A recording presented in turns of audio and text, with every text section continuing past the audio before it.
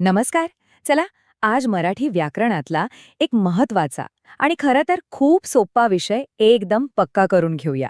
आपण आज बोलणार आहोत नामाबद्दल आणि त्याच्या मुख्य प्रकारांबद्दल. अगदी बरोबर. आणि हा विषय आहे ना, तो फक्त शाळेपुरता मर्यादित नाहीये. टेट, सीटेट, एमपीएससी अशा अनेक स्पर्धा परीक्षांमध्ये यावर हमखास प्रश्न असतोच असतो.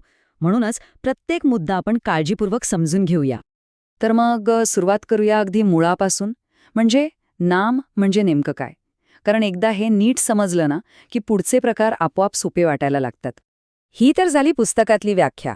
पण एकदम सोप्या भाषेत सांगायचं झालं तर जगातल्या प्रत्येक गोष्टीला ओळखण्यासाठी आपण जे नाव देतो ना, मग ती एखादी व्यक्ती असो, वस्तू असो, जागा असो किंवा अगदी आपल्या मनातली एखादी भावना, त्या नावालाच नाम असं म्हणतात.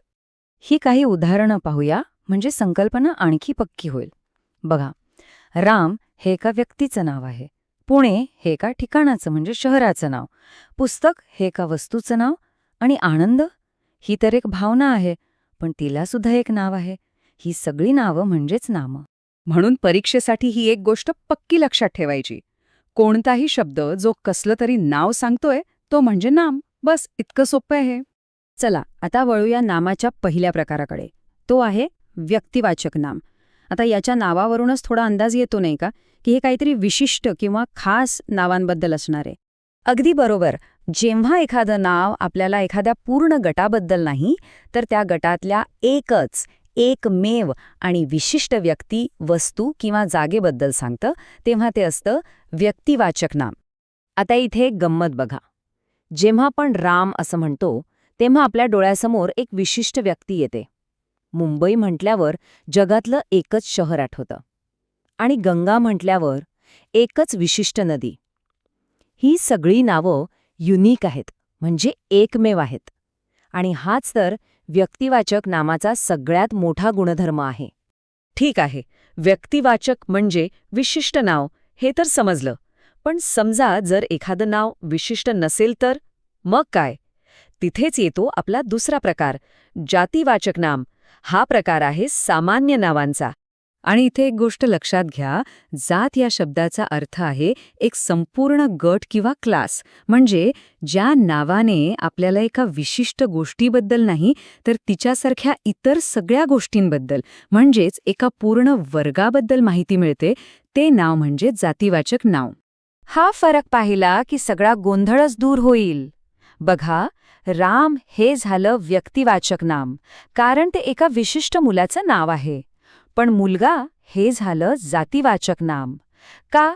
कारण मुलगा हा एक संपूर्ण वर्ग आहे. जगात खूप मुलं आहेत.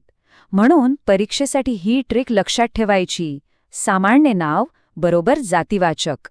चला, आता आपण तिसऱ्या आणि शेवटच्या प्रकाराकडे जाऊया. हा प्रकार जरा वेगळा आहे, इंटरेस्टिंग आहे. कारण यातल्या गोष्टी डोळ्यांना दिसत नाहीत, त्या फक्त अनुभवाव्या लागतात. आणि तो प्रकार आहे भाववाचक नाम. अगदी बरोबर. ही अशी नावं आहेत ज्यांना आपण स्पर्श करू शकत नाही किंवा डोळ्यांनी पाहू शकत नाही. आपल्या मनातल्या भावना, एखाद्या माणसातले किंवा वस्तूतले गुणधर्म किंवा मग आपली एखादी शारीरिक मानसिक अवस्था, ह्या सगळ्यांना दिलेलं नाव म्हणजे भाववाचक नाम. उदाहरणार्थ, आनंद, दुःख, प्रेम, सौंदर्य या गोष्टी आपण पाहू शकत नाही, बरोबर? पण आपण त्या फील करू शकतो, अनुभवू शकतो. आणि हीच आहे परीक्षेसाठीची एकदम सोपी ट्रिक. जी गोष्ट आपण फक्त अनुभवू शकतो, पण पाहू किंवा स्पर्श करू शकत नाही, ते नाव म्हणजे भाववाचक. ठीक आहे, तर आता आपण नामाचे तिन्ही मुख्य प्रकार पाहिले. आता पटकन या तिघांमधला फरक पाहूया आणि त्यानंतर एक खूप इंटरेस्टिंग गोष्ट शिकूया. ती म्हणजे शब्दांचं रूपांतरण कसं होतं ते. हा तक्ता बघा, सगळं काही एकाच ठिकाणी स्पष्ट होईल. व्यक्तिवाचक म्हणजे स्पेसिफिक नाव, जसे की मुंबई. जातीवाचक म्हणजे जनरल नाव, जसे की शहर. आणि भाववाचक म्हणजे फिलिंग किंवा गुण, जसे की आनंद. आणि इथेच सगळ्यात जास्त गोंधळ होतो. लक्षात घ्या, शहर हे जातीवाचक, पण त्याच शहराचे नाव मुंबई हे व्यक्तिवाचक. नदी हे जातीवाचक, पण गंगा हे व्यक्तिवाचक. हा फरक पक्का ध्यानात ठेवायचा आहे. आता हा एक महत्वाचा मुद्दा आहे. काही शब्द आपलं रूप बदलतात. उदाहरणार्थ, सुंदर हा शब्द विशेषण आहे. तो एखाद्या गोष्टीचा गुण सांगतो. जसं आपण म्हणतो सुंदर फूल. पण त्या गुणाचं नाव काय आहे? त्या गुणाला दिलेलं नाव आहे सौंदर्य. आणि हे सौंदर्य म्हणजे आपला भाववाचक नाम. हा फरक जर ओळखता आला ना, तर समजून जा अर्धी लढाई जिंकली. चला तर मग, आत्तापर्यंत जे काही आपण शिकलो ते कितपत समजलंय हे तपासायची वेळ आलीय. काही प्रश्न समोर येतील, त्यांची उत्तरं मनातल्या मनात देण्याचा प्रयत्न करा. बघूया किती बरोबर येत आहेत. पहिला प्रश्न आहे, मुंबई हे कोणत्या प्रकारचं नाम आहे? थोडा विचार करा.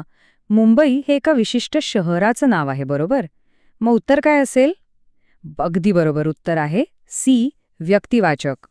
पुढचा प्रश्न, मुलगा हे कोणत्या प्रकारचे नाम आहे? आता स्वतःला प्रश्न विचारा की हा शब्द एका विशिष्ट मुलाबद्दल सांगतोय की एका पूर्ण वर्गाबद्दल? अर्थात एका पूर्ण वर्गाबद्दल. म्हणून याचं उत्तर आहे बी, जातीवाचक. आता पुढचा शब्द आहे आनंद. विचार करा, आनंद आपल्याला दिसतो का? नाही. आपली ट्रिक आठवा. ही एक भावना आहे जी फक्त अनुभवता येते. म्हणून याचं उत्तर आहे सी, भाववाचक. या पर्यायांमधून भाववाचक नाम ओळखायचं आहे. चला एक एक करून पर्याय बघूया. पुणे हे तर व्यक्तिवाचक झालं. नदी आणि मुलगा ही दोन्ही जातीवाचक आहेत. मग उरला काय? प्रेम ही एक भावना आहे. म्हणून बरोबर उत्तर आहे सी, प्रेम. आणि हा शेवटचा प्रश्न, गंगा हे कोणत्या प्रकारचं नाव आहे? लक्षात घ्या, फक्त नदी म्हटलं असतं तर ते जातीवाचक झालं असतं. पण इथे गंगा हे एका खास विशिष्ट नदीचं नाव आहे. म्हणून याचं उत्तर आहे सी, व्यक्तिवाचक. वाह, खूप छान प्रयत्न. तर आजच्या आपल्या ह्या विश्लेषणाचा सारांश काय? अगदी सोपं. नाम म्हणजे नाव सांगणारा शब्द. व्यक्तिवाचक म्हणजे स्पेसिफिक नाव. जातीवाचक म्हणजे जनरल नाव. आणि भाववाचक म्हणजे फिलिंग किंवा क्वालिटी. हे 4 मुद्दे जरी लक्षात ठेवले तरी परीक्षेमध्ये नक्कीच फायदा होईल. पुढच्या वेळी आपण सर्वनाम म्हणजे काय आणि त्याचे प्रकार हे समजून घेणार आहोत.